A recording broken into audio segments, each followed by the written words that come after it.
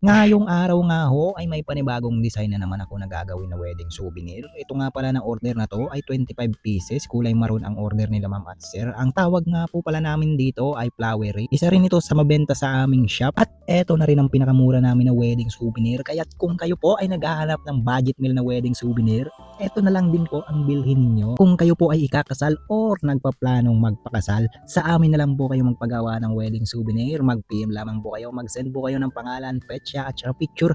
Kami na po ang bahala mag-edit ng tag na ilalagay namin sa wedding souvenir. Tara na muna po, panoorin nyo na muna ako hanggang sa matapos ko itong ginagawa ko.